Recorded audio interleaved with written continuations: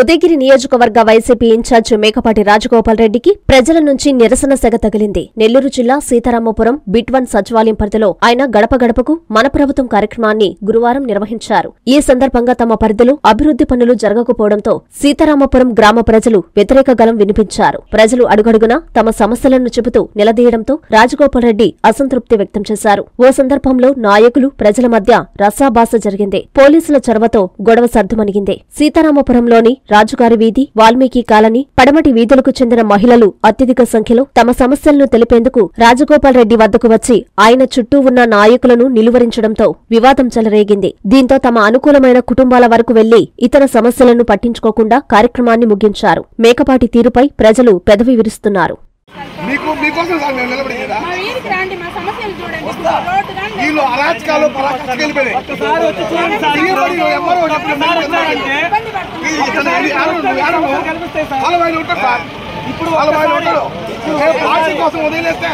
కష్టపడి